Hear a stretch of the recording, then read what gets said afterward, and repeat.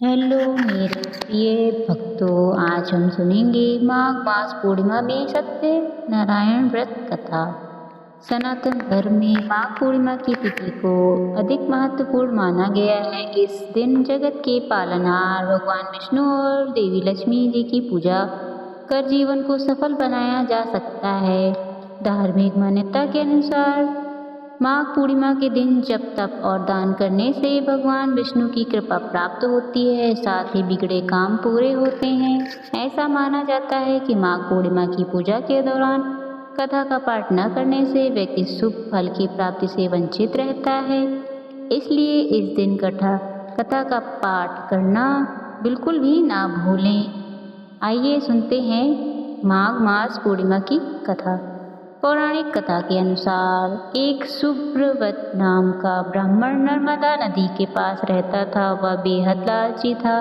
ब्राह्मण जीवन में किसी भी तरह धन की प्राप्ति चाहता था।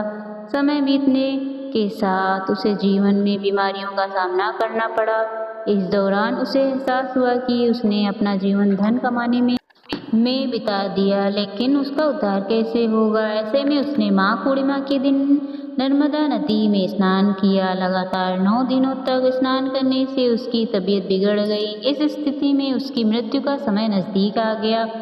उसने सोचा कि जीवन में कोई शुभ काम न करने की वजह से नरक में दुखों का सामना करना पड़ेगा। इसके बाद भी उसे माघ माह में केवल 9 दिन तक स्नान करने से मोक्ष की प्राप्ति हुई। ये कथा हमें सत्य का पालन करने की और भगवान में आस्था बनाए रखने का संदेश देती है। झूठ और अधर्म के रास्ते पर चलने से जीवन में परेशानियां आती हैं, इसलिए हमें जीवन में सत्य को अपनाना चाहिए और गलत कामों से दूर रहना चाहिए।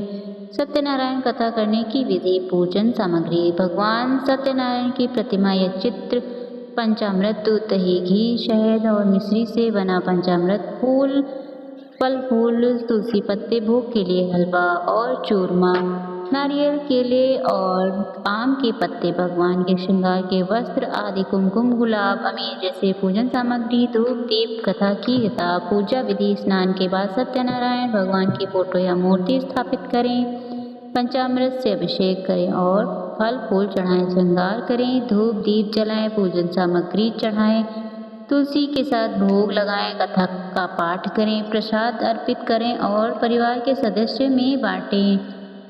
अगर आपको ये कथा अच्छी लगी हो तो मेरी कहानी को लाइक और मेरे चैनल को सब्सक्राइब करना ना भूलें। धन्यवाद।